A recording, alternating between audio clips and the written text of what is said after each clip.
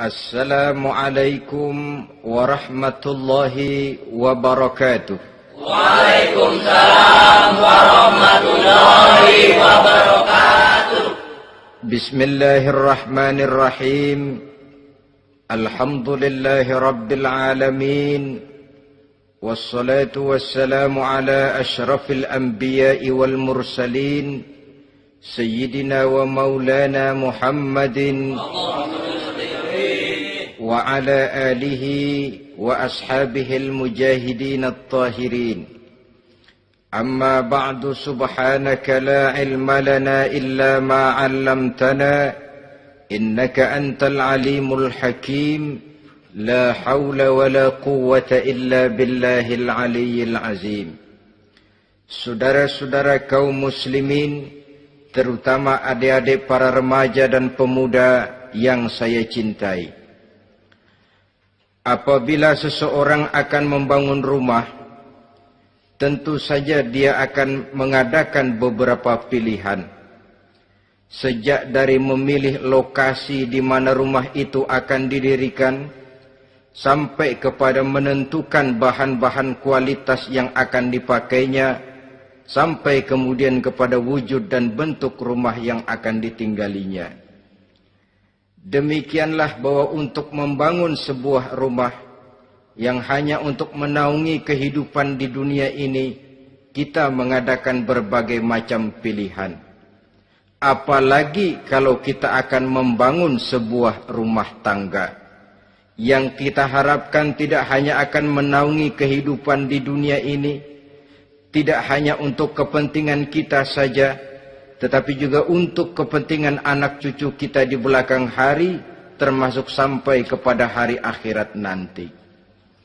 Oleh karena itu, pada pertemuan kali ini, saya hanya ingin khusus berbicara kepada adik-adik remaja dan para pemuda, bagaimana sebaiknya memilih jodoh menurut ajaran agama Islam. Dalam Al-Quran, Allah subhanahu wa ta'ala menjelaskan, Zuyyina linnasi hubbus syahawati minan nisa. Bahwa manusia, apapun jenisnya, asal dia bernama manusia, dihiasi dengan perasaan cinta kepada perempuan. Jadi sejak dahulunya, secara fitrah, laki-laki senang kepada perempuan, sebagaimana perempuan pun senang kepada laki-laki. Dihiasi rasa cinta ini dalam kehidupan manusia. Dan oleh karena adanya rasa cinta, berkembanglah segala macam persoalan. Sehingga seorang ahli cinta pernah berkata, cinta adalah 5 huruf yang membuat persoalan tidak akan pernah selesai. 5 huruf yang membuat persoalan tidak akan pernah selesai-selesai. Tetapi dalam kehidupan sehari-hari sering kita saksikan bahwa cinta ini bisa mendorong, memberikan motivasi yang baik, dan cinta ini pun bisa juga memberikan dorongan yang tidak baik. Oleh karenanya, apabila cinta itu ibarat setetes embun yang jatuh di bumi yang subur, akan tumbuhlah di atasnya aneka ragam bunga-bungaan yang harum semerbak, indah, mewangi, sedap dipandang orang, menebarkan rasa aman, damai, sentosa, dan begitu selanjutnya. Tapi jika cinta itu jatuh di hati yang gersang dan tandus, tidak ada yang akan dapat tumbuh di sana selain sirih memanjat batu, kuning daunnya, lemah gagangnya. Maka cinta yang semacam itu tidak akan memberikan dorongan positif kepada seseorang di dalam kehidupannya.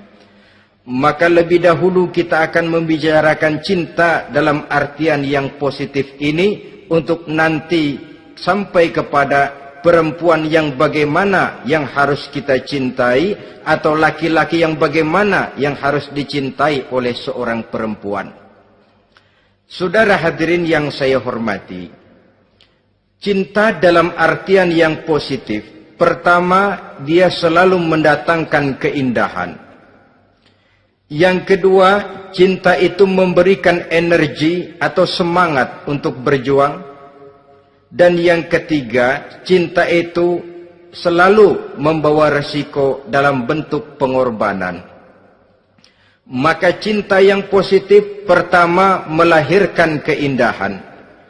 Disinilah orang memerlukan filter atau saringan. Sebab keindahan yang didasarkan karena cinta itu merupakan satu keindahan yang relatif saja. Boleh jadi karena indah orang jadi cinta, boleh juga jadi karena cinta segala sesuatu terasa jadi indah. Namun bagaimanapun juga, kalau hati sudah diliputi oleh rasa cinta, segalanya akan terasa menjadi indah.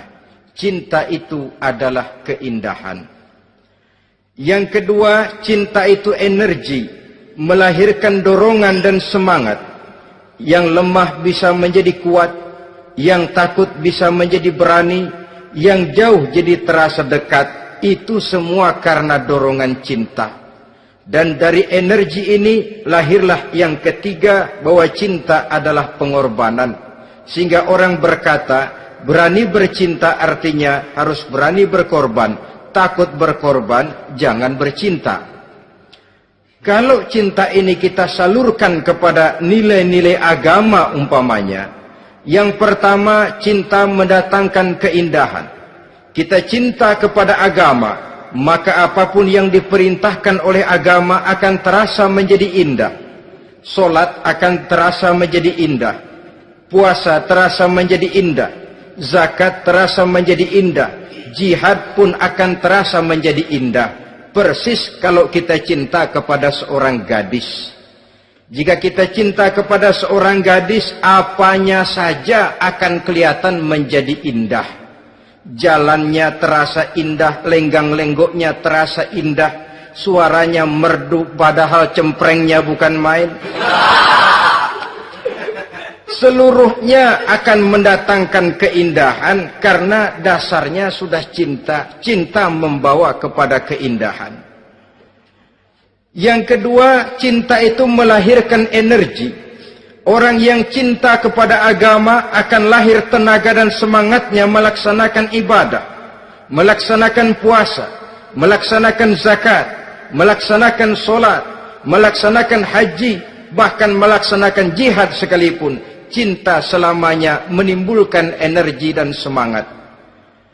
Sama saja dengan kita apabila jatuh cinta kepada seorang gadis, walaupun rumahnya jauh, katanya, gunung pun akan kudaki, lautan pun kuseberangi. Untuk apa itu? Untuk menemui apa yang kita cintai. Cinta selamanya melahirkan energi. Capek tidak terasa, lelah tidak terasa, semuanya tertutup oleh keindahan yang bernama cinta. Lalu yang ketiga, cinta membawa pengorbanan. Apabila kita cinta kepada agama, maka pengorbanan terhadap apapun yang diminta oleh agama, baik itu pengorbanan waktu, tenaga, pikiran, harta, bahkan pengorbanan nyawa sekalipun, kita tidak akan berat melaksanakannya karena cinta kita kepada agama yang kita anut ini.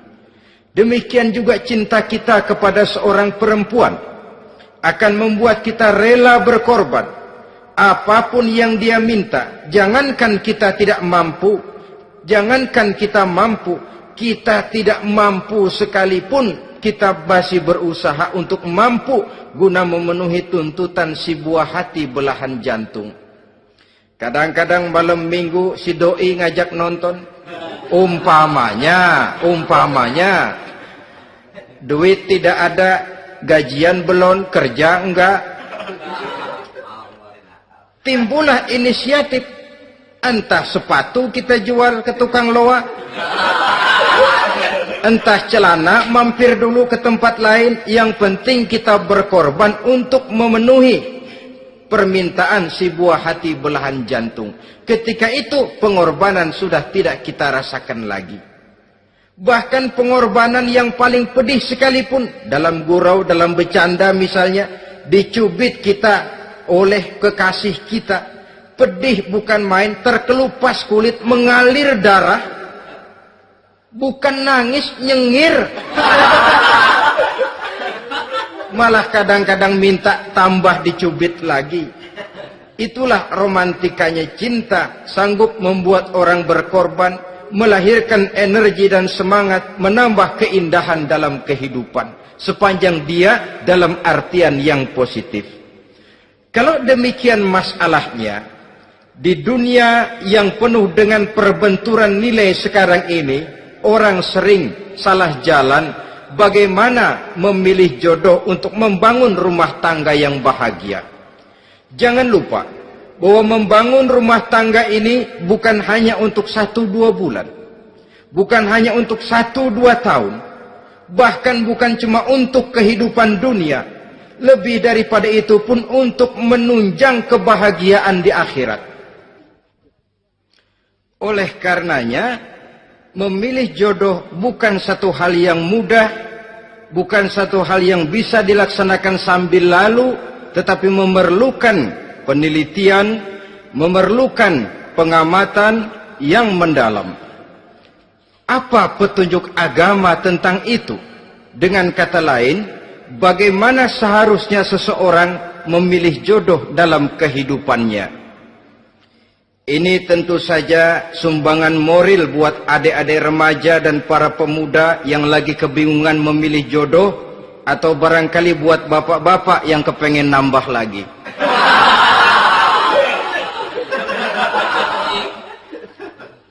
Mohon maaf kepada ibu-ibu, saya tidak menganjurkan, cuma ngajarin. Yang pertama, menurut Nabi, nikahilah perempuan itu karena rupanya, karena hartanya, karena keturunannya, dan karena agamanya. Ada 4 motif utama di sini. Pertama, memilih jodoh, lihatlah rupanya.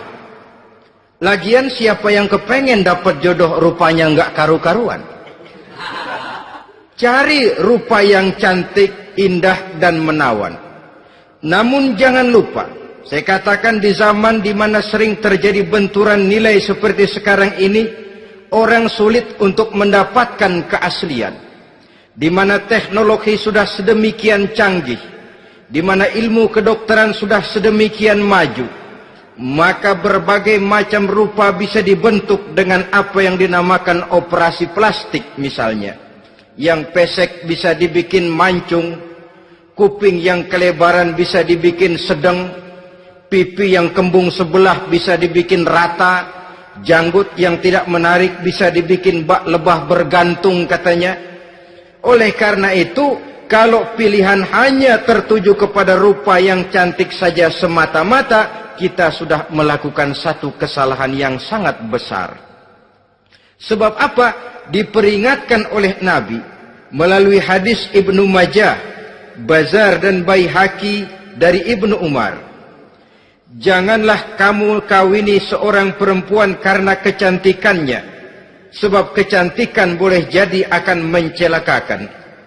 Jangan juga kamu kawini perempuan karena hartanya, sebab kekayaan biasanya akan mendatangkan kesombongan. Tetapi kawinilah karena agama dan akhlaknya, karena itulah yang akan membawa kepada kebahagiaan. Saudara-saudara kaum muslimin, terutama adik-adik remaja dan para pemuda, dikala usia puber, apalagi mata baru terbuka, awal balik namanya, remaja sering kehilangan filter. Pokoknya asal ngelihat rupa yang sudah lemot, denok, geboy, pikiran pun hanyut, malam terkenang, siang terbayang, tidur tak nyenyak, makan tak enak katanya, selalu terbayang wajah si doi. Dikala itu orang kehilangan pertimbangan bahwa rupa yang cantik kadang-kadang sering menipu. Diriwayatkan oleh Imam Ibnu Abbas, satu hari ketika sedang kumpul dengan para sahabat, lewatlah orang dengan potongan potongan orang kaya. Kelihatan kan, orang kaya sama orang miskin jalannya aja lain kan? Jalannya saja, jangan gaya hidupnya, jalannya saja lain. Lewat dia, Rasul bertanya kepada seorang sahabat, menurut pendapatmu bagaimana orang yang lewat itu? Kata sahabat, yang lewat ini ya Rasul, kalau dia meminang perempuan pasti diterima. Kalau dia menolong orang pasti berhasil. Kalau dia ngomong pasti didengerin. Kenapa? Orang kaya.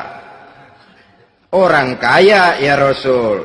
Kalau dia minang, perempuan mana yang kagak bisa menerima kalau dipinang oleh orang kaya, biar mukanya udah belipet kayak dompet tanggung bulan. Kalau memang duitnya banyak, nggak kelihatan tuh muka yang belipet, yang kelihatan duit. Kalau dia nolong orang, pasti berhasil apa yang dia tolong itu. Kalau dia ngomong, pasti didengerin orang, walaupun omongannya biasa-biasa saja. Kenapa? Orang lihat penampilannya. Sudah, ketika orang itu lewat, beberapa lama kemudian lewat lagi seseorang yang kelihatannya miskin. Rasul tanya lagi, kalau orang ini, bagaimana pendapat kamu? Wah, potongan begini sih Rasul. Kalau dia minang, orang tolak. Siapa yang mau kawin sama kere begini? Kalau dia nolong orang, pasti nggak berhasil. Kalau dia ngomong, kagak bakalan ada yang mau dengerin. Siapa yang mau dengerin orang susah ngomong? Setelah orang itu lewat, apa kata Rasul? Orang yang terakhir, yang lewat ini, yang barusan lewat, jauh lebih baik dari yang pertama yang lewat tadi. Jauh lebih baik. Maksud dari ucapan ini, Rasul sebenarnya mendidik para sahabat jangan tertipu oleh penampilan. Sebab penampilan tidak selamanya mencerminkan keaslian. Apalagi di zaman sekarang, salon di mana-mana bejibun. Alis mata bisa dibikin, pipi bisa dicat, yang pinggir kuning, yang tengah merah, di sebelah merah ada yang kehitam-hitaman, persis orang kepentok tiang listrik.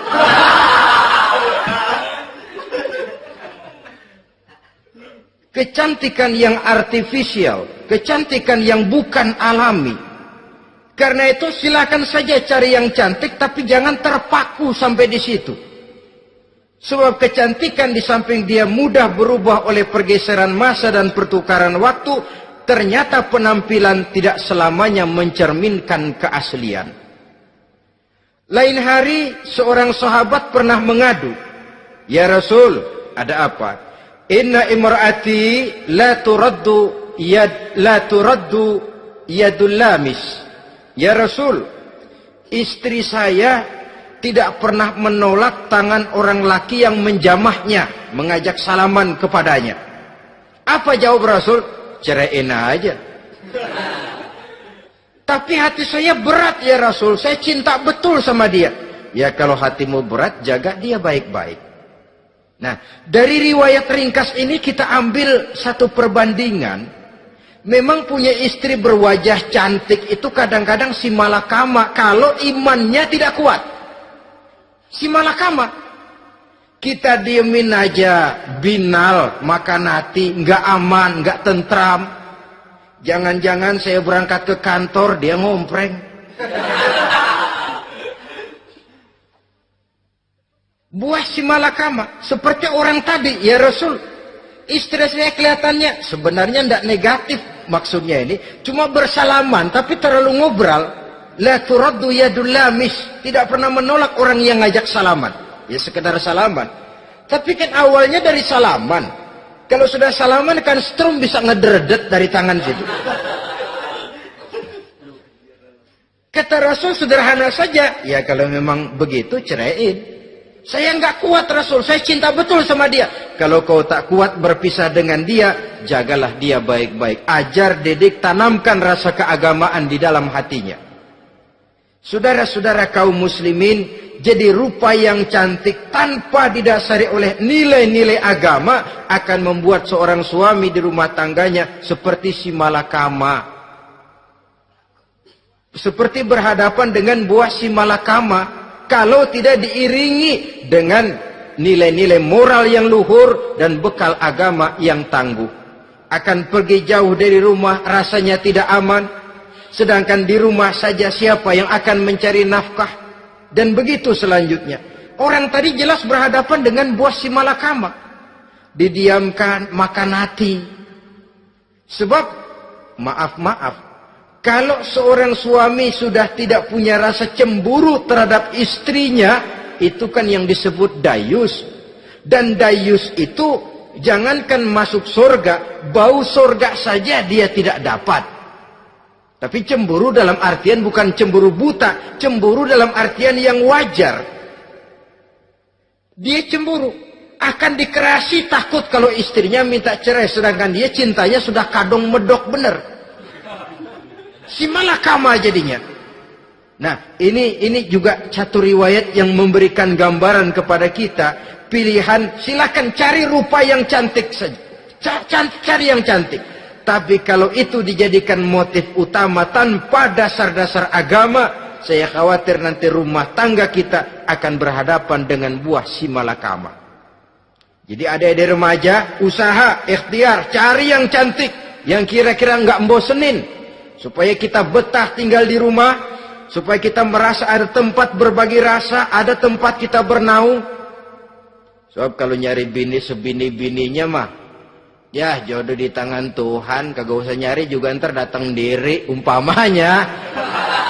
Iya, kalau yang datang peot. Orang harus berusaha, walaupun pada akhirnya jodoh toh memang ditentukan Allah. Kan 3 hal yang kita tidak bisa menentukan itu katanya. Maut, rezeki, jodoh. Itu yang masuk mysterious problem. Problem yang misterius.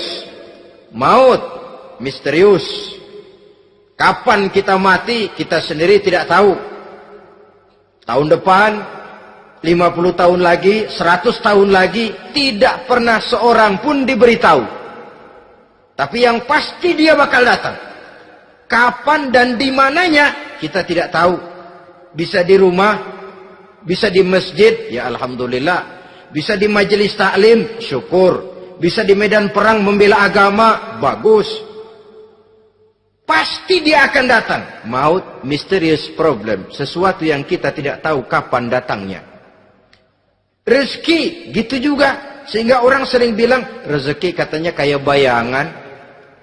Kita ubur-ubur dia lari, kita diam dia mah diam. Setengah mati kita ubur-ubur.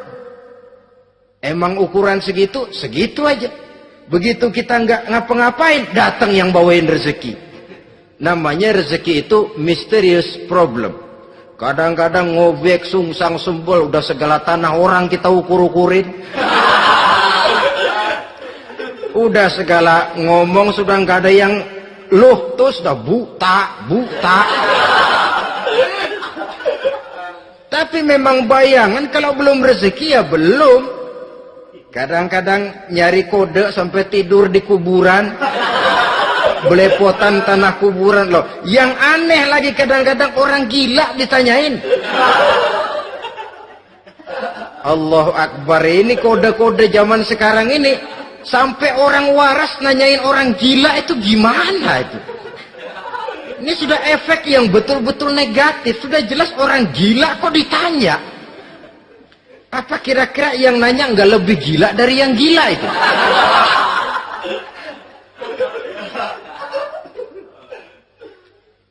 Saudara-saudara kaum muslimin, terutama adik-adik remaja dan para pemuda, jadi silakan saja cari rupa yang cantik. Karena dia akan jadi tautan hati, buah hati belahan jantung. Tempat kita berbagi rasa, tempat kita pulang dan tinggal di rumah tangga kita. Tapi hendaknya kecantikan rupa itu diiringi juga dengan kecantikan budi. Karena itu cari rupa yang cantik. Ini pilihan utama. Yang kedua, kata Nabi, harta, cari yang kaya. Tetapi jangan lupa, jangan dijadikan pilihan utama. Karena kekayaan sering mendatangkan kesombongan. Apalagi kalau seorang pemuda mendapat istri orang kaya. hidupnya dimodali oleh istrinya, maka biasanya wibawanya sebagai seorang suami akan hilang. Akhirnya komando di tangan istri. Dikala itulah suami tidak lebih daripada prajurit yang taat kepada komando istrinya. Padahal menurut konsep Quran, ar-rijalu qawwamuna 'alan nisa, laki-laki diciptakan sebagai pembimbing bagi perempuan. Kalau nanti suatu saat terjadi benturan, sedangkan modal diberikan oleh istri, terjadilah pengungkitan. Kata istrinya apa? Lu jangan bertingkah, lu kan kawin sama gue, modal lu kolor doang.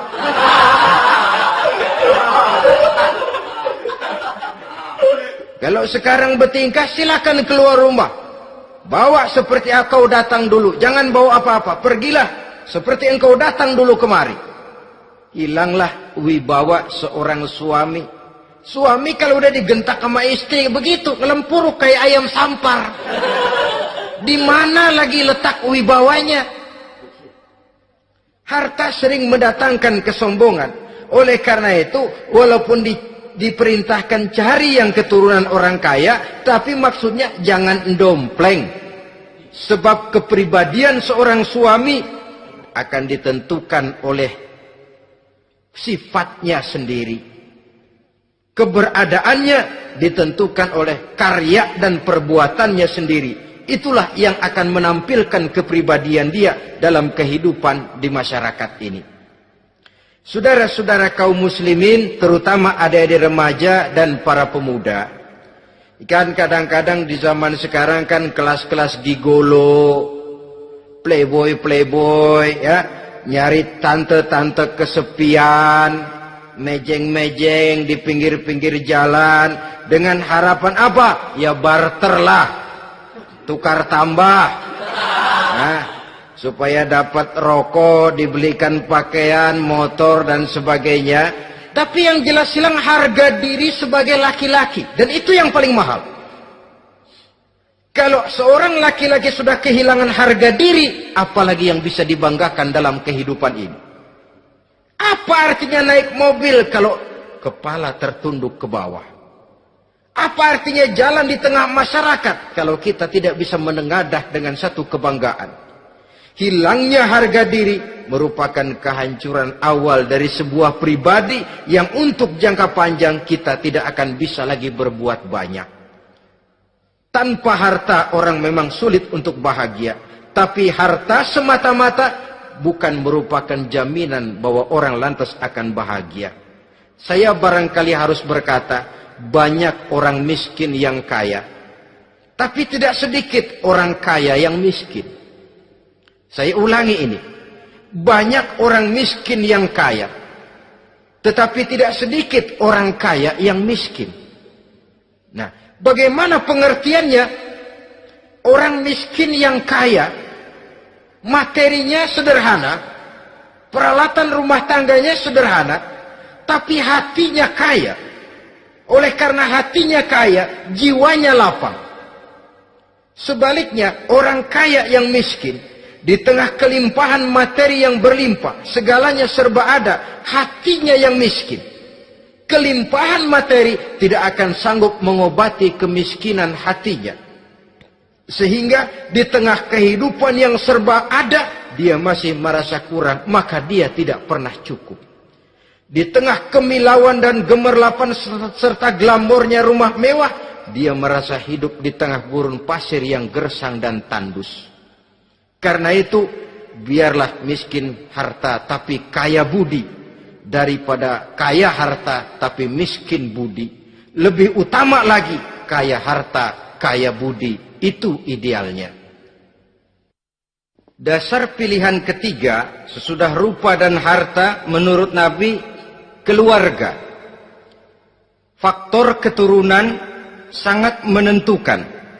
Pepatah mengatakan, buah apel akan jatuh tidak terlalu jauh dari pohonnya. Biasanya kalau bapak kalong, anak kampret. Bapak nyolong, anak nyopet. Itu fotokopi. Saudara-saudara, sungguh pun demikian, faktor keluarga bukan merupakan yang paling dominan. Karena segalanya memang bergantung kepada hidayah dari Allah Subhanahu wa ta'ala. Kalau hidayah datang, bisa saja anak maling bisa jadi kiai. Kalau hidayah datang, bisa saja anak Nabi malah ikut bersama orang-orang kafir. Pada akhirnya orang mau besar atau tidak, bukan dengan jalan menyempeng kepada keturunan orang lain, tapi ditentukan oleh kepribadian dirinya sendiri. Tidak bisa kita menjadi besar dengan menyebut kebesaran orang lain. Itu sebabnya dicontohkan oleh Imam Ali pada saat beliau berkata, laisal fata may yaqulu kana abi walakinnal fata may yaquluha anadha.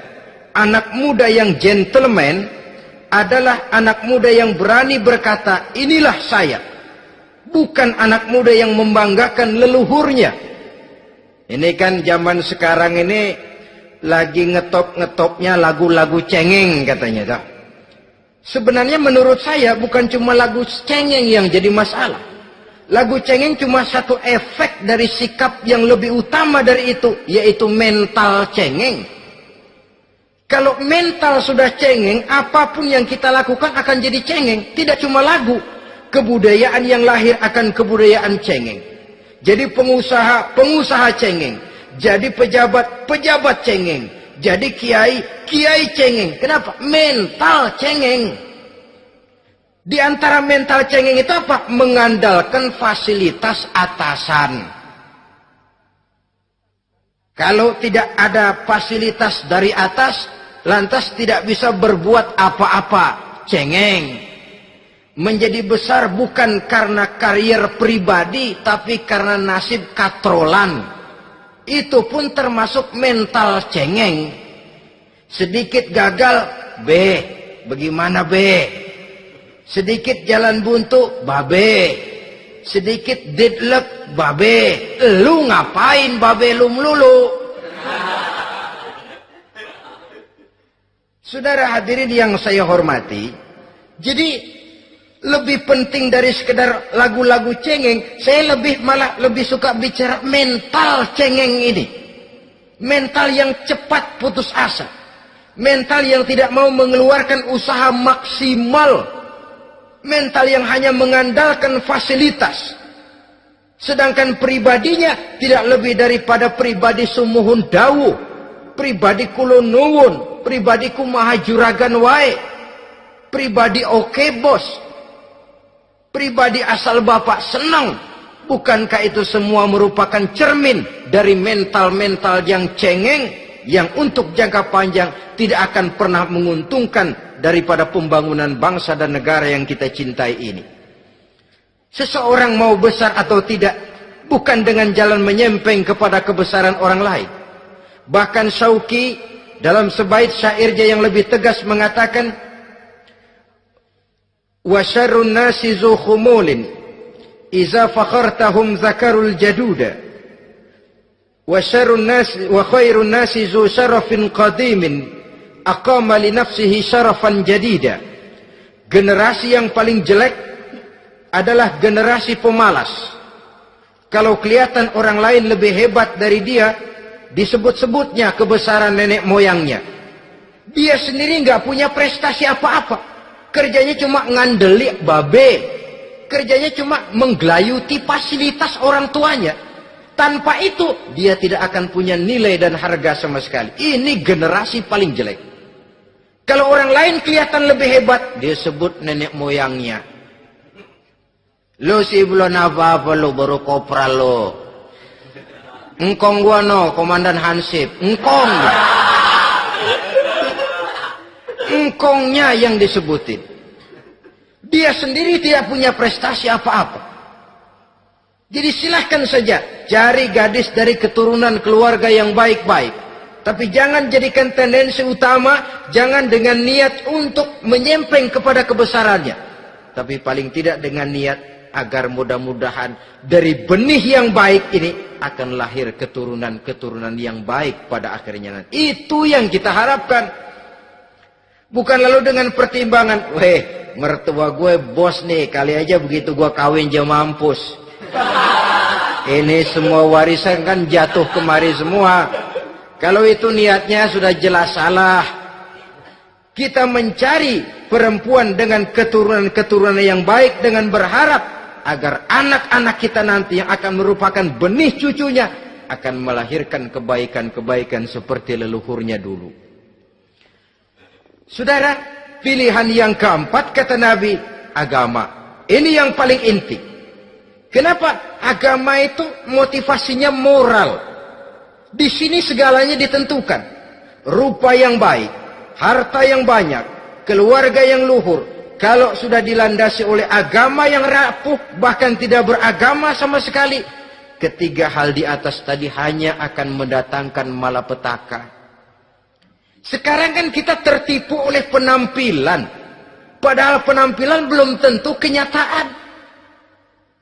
Di jalan-jalan kita akan lebih terpesona melihat gadis pakai miniskirt di atas lutut ketimbang kita melihat gadis-gadis yang pakai jilbab.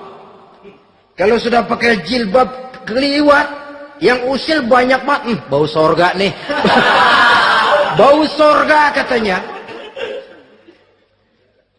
Tapi kalau sudah yang pakai miniskirt itu yang lewat, itu dari ujung ke ujung mata kagak mau kedip.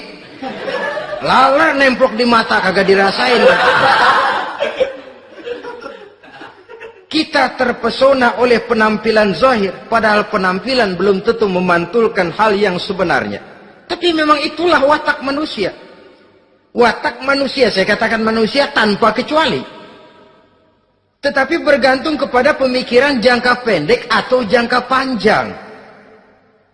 Kalau jangka panjang yang kita pikirkan, ya tentu kita tidak akan mudah terpesona oleh hal yang zahir. Sampai-sampai Quran sendiri mengatakan budak yang hitam legam tapi beriman itu lebih baik daripada orang-orang musyrik walaupun cantik, denok, lemot, geboy. Ada lagi nggak bahasa yang lebih dari itu? Cantik, denok, lemot, geboy, bahenol, nerkom. Tapi kafir masih lebih baik budak yang hitam legam sekalipun. Kalau dia beriman. Kenapa? Rumah tangga untuk jangka panjang. So itu Islam tidak membolehkan kawin campuran dengan lain agama. Walaupun ada ayat yang mengatakan boleh kawin dengan ahlul kitab. Tapi sebagian mufassir menjelaskan bolehnya kawin dengan ahlul kitab itu dalam kondisi darurat. Dalam kondisi normal tidak bisa. Kenapa? Kalau sudah berlainan agama, akan terjadi kerancuan rumah tangga untuk jangka panjang. Bagaimana membina dalam keharmonisan di rumah tangga? Bagaimana nasib anak-anak nanti? Kadang-kadang ada keluarga, kami sih keluarga modern. Anak-anak kami berikan kebebasan untuk milih agama apa saja. Bapaknya Islam, istrinya Kristen, anaknya ada yang Hindu, Buddha.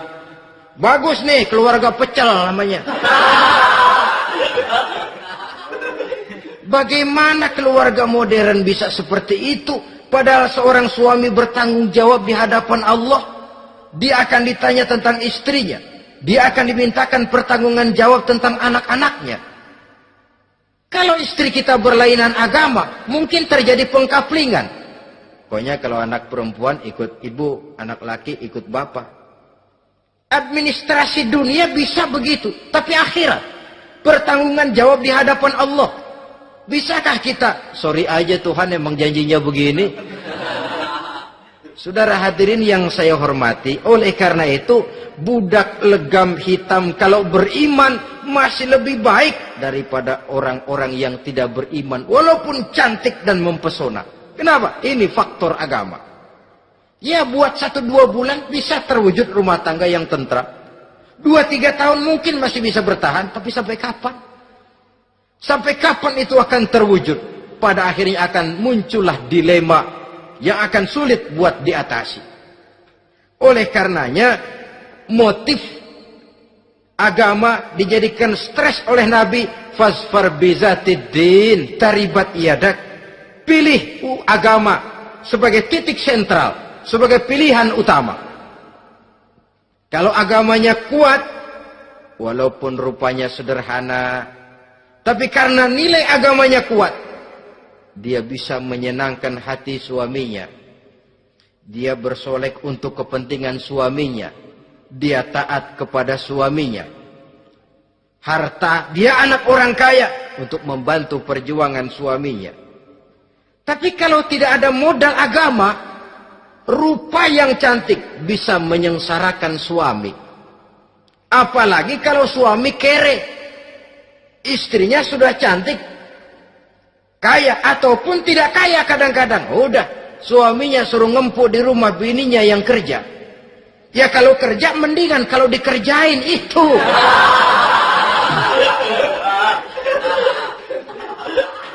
Itu yang repot. Saudara hadirin yang saya hormati, dan ini bukan satu dua kasus. Alangkah malangnya kalau sudah terkena hal seperti itu. Akhirnya seperti pengaduan sahabat kepada Rasul tadi. Mau diceraiin, cinta saya udah medok benar Rasul. Enggak diceraiin, hati saya ngebet, pegel. Si malakama akhirnya. Jadi oleh karenanya agama. Kalau dia cantik, walaupun miskin, agamanya kuat, dia bisa memelihara kehormatan diri. Dia kaya, agamanya kuat, hartanya disalurkan di jalan Allah. Karena itu, agama jadikan pilihan utama. Dan ukuran agama itu bukan cuma jilbab loh. Ya kadang-kadang ada juga yang jilbabnya nggak pernah lepas, tapi kadang-kadang akhlaknya lebih binal dari yang kribo. Ada, cuma sekedar kamuflase saja, itu pun penampilan. Sekedar penampilan saja. Cuma dari segi aurat ya memang lebih baik dan lebih utama. Dan saya kira lebih mengundang penasaran toh. Duren kalau udah dibuka kan kelihatan isinya. Emang udah begitu. Udah. Tapi kalau masih rapat, itu yang rasanya kita pengen buka. Timbul tantangan. Gue pengen tahu isinya. Rasanya juga begitu. Sama saja dengan baju. Kalau dibungkus rapat di plastik, ditaruh di etalase, adanya di toko mau serba ada. Tahu kita barang mahal nih. Biar punya duit, kita mau nawar ragu-ragu, takut nggak cukup. Tapi kalau barang sudah dibuka di jalanan, diobral di pinggir jalan, murahan, 1.003 masih dicampur odol. Yang begitu sih biar nggak punya duit, kita berani banget tanya, nawar, megang lagi nyemek. Berat duit nih bang.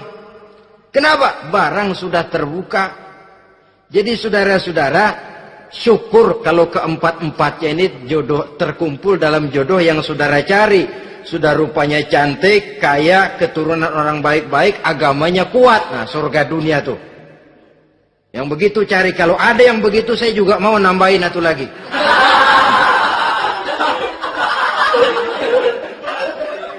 Tapi yang kumpul keempat-empatnya ini terus terang saja langka. Makhluk langka ini. Kadang-kadang cantik, kaya, keluarganya hebat, agamanya nol, akhlaknya kayak setan. Tapi yang paling celaka kalau empat-empatnya kagak ada. Rupanya jelek. Melarat. Bapaknya biang maling. Kagak beragama lagi. Apanya yang mau dipilih? Mampus saja mendingan. Sudah nggak ada pilihan sama sekali tuh. Sudah nggak ada pilihan sama sekali.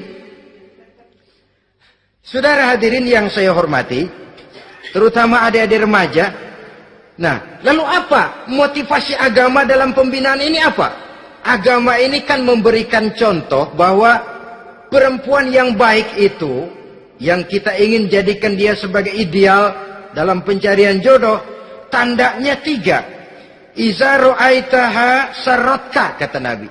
Kalau dipandang, dia bisa menggembirakan kamu. Kan ini yang penting buat seorang suami. Kalau saudara nanti jadi suami, punya istri yang jadi partner setia mendampingi suaminya. Kalau dilihat nggak bosenin, Kenapa? Dia berdandan untuk nyenangin hati suaminya. Enggak bosenin. Kan kadang-kadang ada bini kalau kita pulang demok aja fotonya.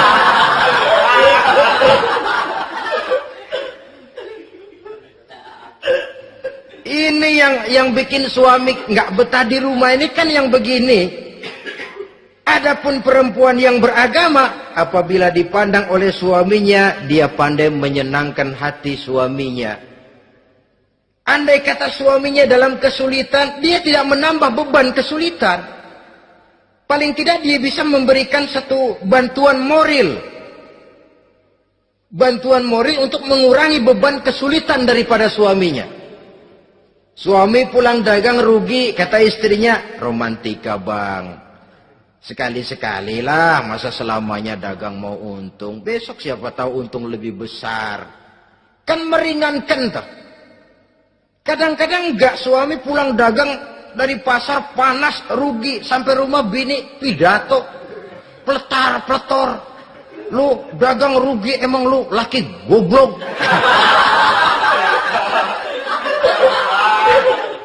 Sudahlah di pasar rugi, di rumah digoblok-goblokin. Ini nanti kena penyakit broken home yang begini ini.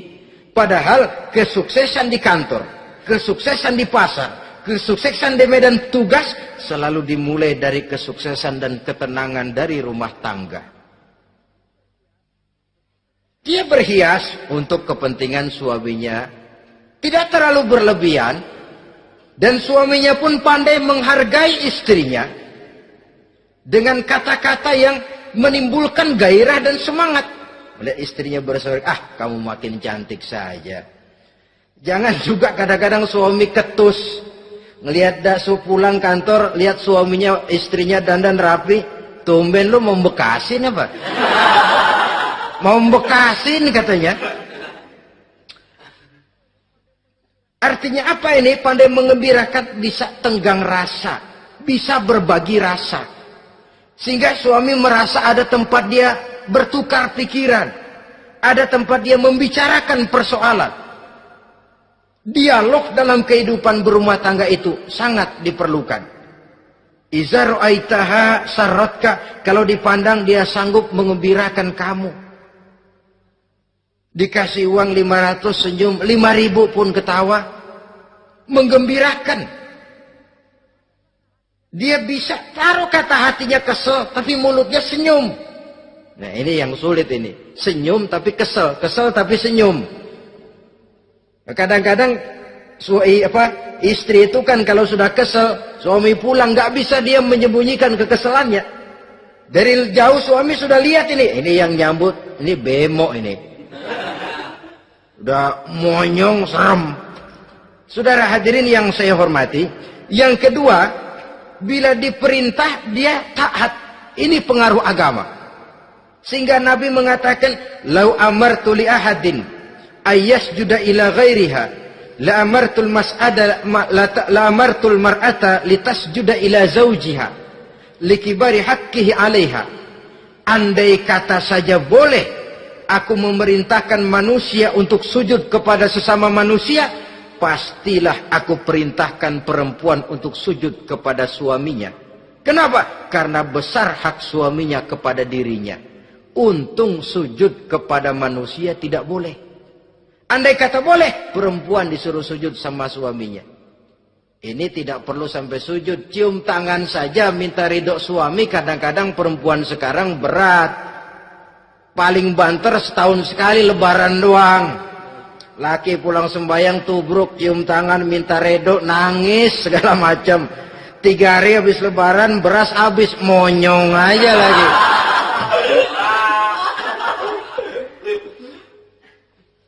Saudara hadirin yang saya hormati,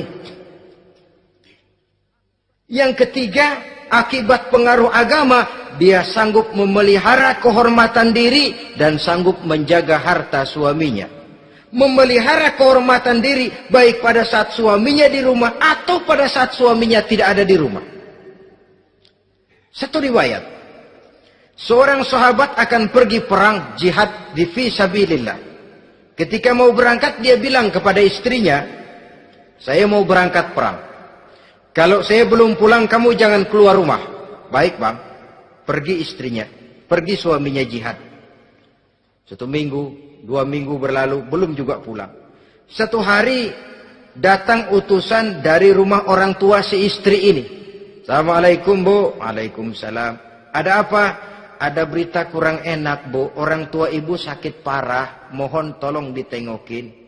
Apa kata si istri? Maaf saja, suami saya belum pulang dari medan perang. Saya belum dapat izin keluar rumah kalau dia belum pulang. Tolong sampaikan maaf saya kepada orang tuanya. Pulanglah utusan tadi. Besok balik lagi. Bu, ada apa? Udah Senin Kemis. Napasnya sudah sampai tenggorokan. Tolong tengokin buat terakhir kalinya bu. Suami saya belum pulang. Dia pesan kalau dia belum pulang saya jangan keluar rumah. Saya nggak bisa tengokin orang tua saya. Salam maaf saja. Pulang utusan itu. Besok balik lagi. Bagaimana? Sudah meninggal bu. Mau dikubur. Tengokinlah buat terakhir kalinya. Suami saya belum pulang. Saya belum berani keluar rumah kalau suami saya belum pulang. Itu janji saya sama suami saya. Pulanglah utusan ini ngadu kepada Rasulullah sallallahu alaihi wasallam. Ya Rasul, ini perempuan kelewatan benar. Dari orang tuanya sakit sampai sekarat, sampai mati, sampai dikuburin dia nggak nengokin. Memangnya kenapa? Suaminya katanya pergi jihad. Dan suaminya tidak mengizinkan dia keluar rumah. Kalau si suami belum pulang. Apa jawab Rasul? Marahkah beliau? Tidak, beliau senyum. Apa katanya?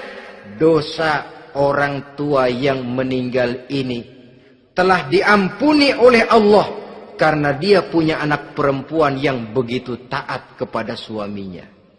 Allahu Akbar. Dosa orang tua yang sudah meninggal itu diampuni oleh Allah karena dia punya anak perempuan yang begitu taat kepada suaminya. Ketaatannya kepada suaminya menyebabkan dosa orang tuanya diampuni oleh Allah Subhanahu wa taala. Suami pergi jihad, orang tua sakit keras, tidak berani dia keluar rumah. Itu tandanya bisa menjaga kehormatan diri. Kalaupun satu saat suaminya manggil, bu, tolong ambilin uang di dompet. Dompetnya dibawa, bang, ambil saja sendirilah, nanti salah ambil lagi saya. Kadang-kadang enggak, suaminya pergi mandi, dompet berantakan.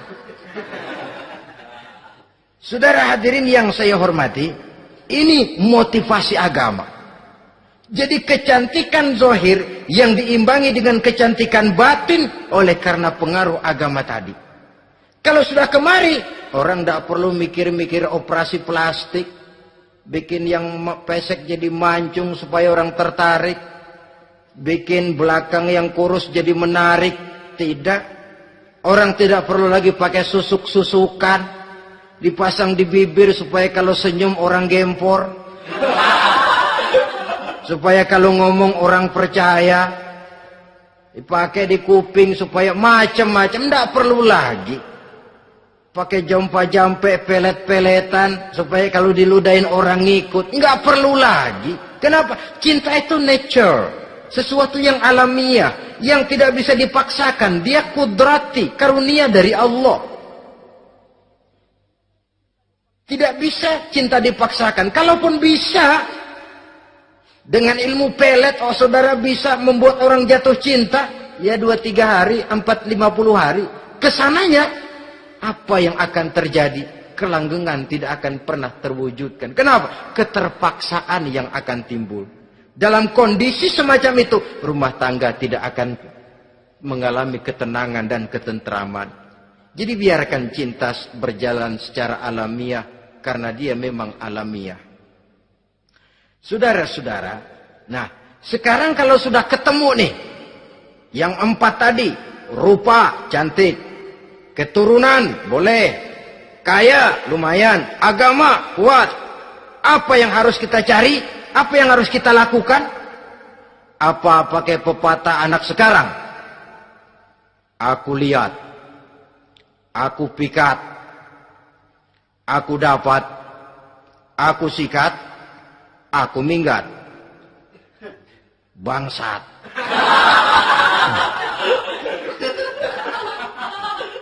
Itu kan ada moto cinta kilat begitu tuh. Cinta kilat katanya. Aku lihat, aku pikat, aku dapat, aku sikat, aku minggat. Bangsat.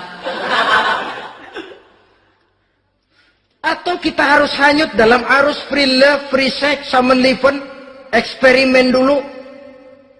Tidak. Islam menganjurkan kalau memang seret, ini rasanya ini nih, mantap gue nih. Apa yang diajarkan oleh Islam selanjutnya? Meminang, saudara-saudara. Meminang adalah langkah awal untuk mengikat tali pernikahan. Diizinkan meminang, dan di dalam meminang pun diizinkan untuk melihat. Cuma kalau boleh, ya syaratnya itu waktu melihat itu jangan sampai ketahuan si perempuan yang akan kita pinang itu. Untuk apa kita meminang? Pertama untuk yakin bahwa perempuan yang kita inginkan ini sudah kumpul syaratnya itu tidak ada cacatnya. Yang kedua, untuk memperkuat tekad hidup berumah tangga diperlukan meminang. Adapun adat itu berbeda. Tapi bahwa konsep meminang itu dalam Islam ada, itu jelas. Ya kalau mesti bawa pisang raja, pakai roti buaya, pakai martabak segede ban mobil truk segala macam, itu adat saja. Ya, tapi yang real meminang itu ada dalam Islam. Nah, bagaimana adab meminang? Setelah kita tahu anak ini cantiknya ya, keturunan baik, ya kekayaannya lumayan, agamanya kuat, pinanglah dia. Caranya boleh lihat langsung. Lihat langsung kalau bisa tanpa setahu si perempuan. Dan batas yang boleh dilihat itu muka dan tangan. Itu saja. Jadi jangan gerusak. Minta permisi Pak, saya mau ngelihat anak bapak seutuhnya. Soalnya buat saya ini nanti.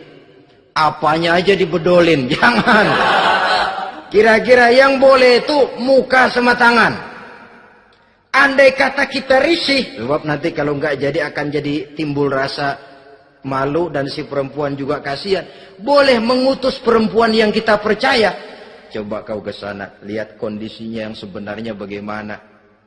Kalau ngelihat dari jauh sih utuh, siapa tahu nanti tangannya kurang sebelah. Coba lihat sana. Saudara-saudara, kemudian boleh juga ditanyakan kepada orang tuanya. Dan dalam hal ini orang tua si gadis tidak boleh menyembunyikan aib atau cacat yang dimiliki oleh anaknya. Dia harus menceritakan apa adanya, sampai pun kekurangan anaknya yang paling kecil sekalipun. Sebab apa? Jangan sampai istilah pepatah beli kucing dalam karung. Kedengeran suaranya doang meong-meong, begitu dibuka tuh kucing gempor sebelah kakinya nggak ada. Kan tentu kita tidak kepengen kecewa di belakang hari. Itulah perlunya meminang sebagai jembatan untuk menuju kepada pernikahan. Nah, dengan demikian kalau sudah usaha meminang ini dilaksanakan, jangan merasa sudah setengah resmi. Ini yang kadang-kadang jadi penyakit. Malah sesudah meminang harus masing-masing lebih menjaga diri, menjaga kehormatan, menjaga pergaulan. Kenapa? Agar saat memasuki jenjang pernikahan nanti merupakan jenjang yang sangat ditunggu-tunggu. Ada rasa keinginan tahu. Kalau tidak, ya udah biasa, nggak giroh lagi ngadepin perkawinan. Kenapa? Kemarin-kemarin gue udah cobain. Hilang gairah lagi. Sebab itu kalau sudah meminang, jangan merasa sudah setengah halal. Udah minang ini Kadang-kadang orang tua juga konyol. Sudah dipinang, diumbar. Lu bawa kemana keda lu udah pinang? Padahal meminang itu cuma langkah awal. Sedangkan selanjutnya harus lebih berusaha menjaga kehormatan diri. Sampai pada saat nanti pelaksanaan pernikahan. Nah, saudara-saudara, terutama adik-adik remaja dan para pemuda, walaupun agak sekilas memang karena terbatasnya waktu pada pertemuan ini, mudah-mudahan bisa memberikan gambaran yang sepintas tentang bagaimana sebaiknya kita memilih jodoh di dalam membina rumah tangga yang bahagia. Semoga ada manfaatnya. Terima kasih atas segala perhatian. Mohon maaf atas segala kekurangan. Usikum wa nafsi bitaqwallah. Wassalamualaikum warahmatullahi wabarakatuh.